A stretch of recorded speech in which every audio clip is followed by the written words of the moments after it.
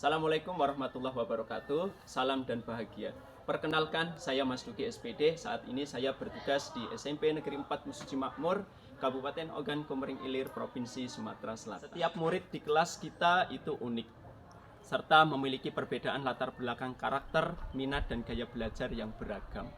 Dengan demikian, murid-murid memerlukan kebutuhan belajar yang berbeda-beda dan beragam juga. Sebagai guru, saya memiliki tanggung jawab dan merancang pembelajaran yang kreatif, inovatif, dan tepat sehingga dapat menghasilkan pembelajaran yang berpihak kepada murid, bermakna dan menyenangkan, dan mengakomodir semua kebutuhan murid. Penggunaan model, metode, dan media pembelajaran yang tepat dan inovatif juga akan meningkatkan motivasi dan hasil belajar murid, serta memiliki pengelolaan sosial dan emosional murid. Nah, itulah alasan mengapa saya harus melaksanakan strategi pembelajaran berdiferensiasi dan sosial emosional dalam pembelajaran saya di kelas. Awal yang dilakukan dengan dua jenis asesmen, yaitu diagnostik kognitif dan diagnostik non-kognitif.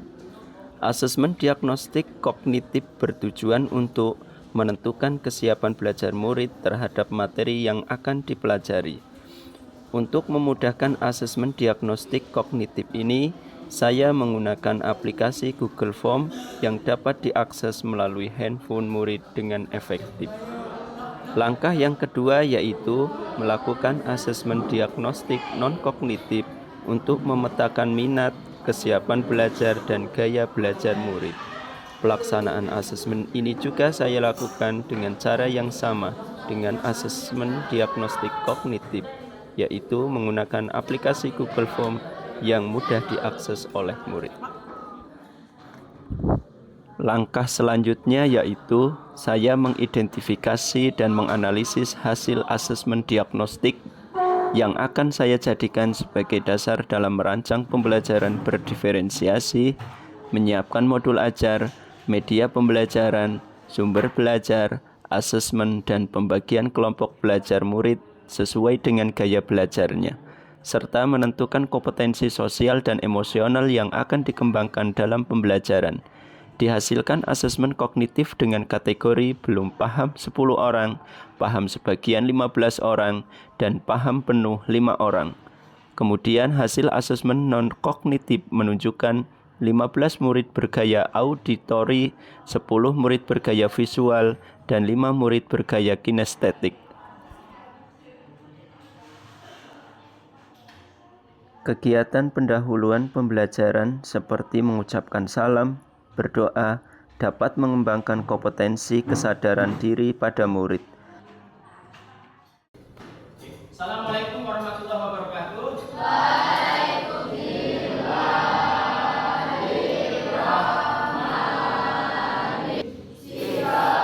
Sebelum kegiatan inti pembelajaran dilakukan, kita melakukan kegiatan teknik stop atau mindfulness atau perhatian penuh untuk mengembalikan konsentrasi dan fokus belajar murid.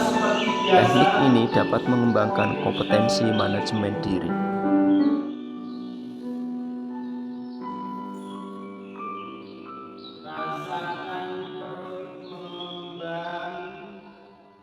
Diferensiasi proses dilakukan dalam dua kegiatan. Kegiatan yang pertama, murid belajar dalam kelompok besar, yang mana saya menyajikan video pembelajaran dari YouTube untuk merangsang rasa ingin tahu murid dalam belajar terhadap materi yang akan dipelajari nantinya. Membagi kelompok kecil berdasarkan 3 kelompok kategori belajar, yaitu 2 kelompok visual, 2 kelompok kinestetik, dan 2 kelompok auditori. Dalam komposisi kelompok murid terdiri dari belum paham, paham sebagian, dan paham penuh.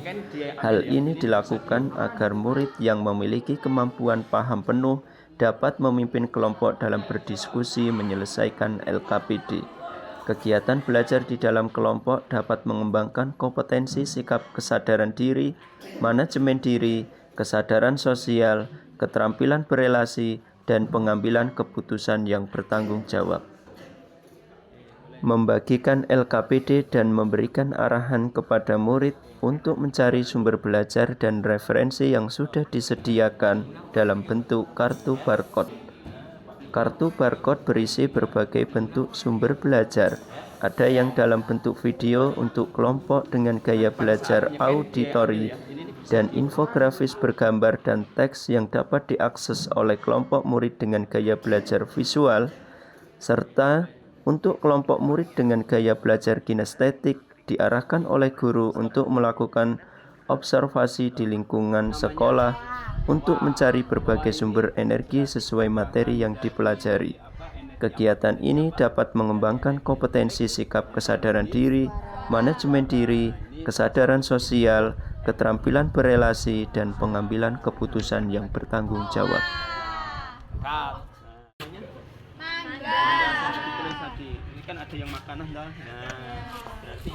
Setelah melakukan akses materi pembelajaran dan observasi lingkungan belajar, murid kembali ke dalam kelompoknya untuk mendiskusikan LKPD sesuai dengan instruksi dan membuat tagihan hasil pembelajaran dalam berbagai bentuk produk sesuai dengan yang disepakati dalam kelompok.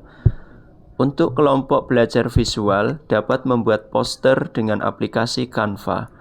Kemudian, kelompok auditori dapat membuat produk dalam bentuk video pembelajaran. Dan kelompok kinestetik dapat membuat produk pembelajaran dalam bentuk media pop-up yang menarik. Kegiatan ini dapat mengembangkan kompetensi sikap kesadaran diri, keterampilan berelasi, dan pengambilan keputusan yang bertanggung jawab. Murid mempresentasikan hasil belajar produknya yang telah dibuat di depan kelas dan mendapat tanggapan dari kelompok yang lain. Kegiatan ini dapat mengembangkan sikap pengambilan keputusan yang bertanggung jawab. Melaksanakan asesmen formatif dengan menyelesaikan soal melalui aplikasi Google Form. Kegiatan ini dapat mengembangkan sikap pengambilan keputusan yang bertanggung jawab. Kegiatan selanjutnya yaitu merefleksikan pembelajaran melalui tanya jawab dengan murid terkait perasaan murid dalam belajar melalui gambar pada kertas sticky note. Pembelajaran apa yang diperoleh dan apa yang akan dilakukan setelah pembelajaran ini. Guru mengapresiasi setiap jawaban murid dengan positif. Kegiatan ini dapat mengembangkan sikap kesadaran diri dan pengambilan keputusan yang bertanggung jawab. Putaran kipas angin adalah bentuk energi gerak. Cahaya lampu adalah bentuk energi cahaya atau listrik.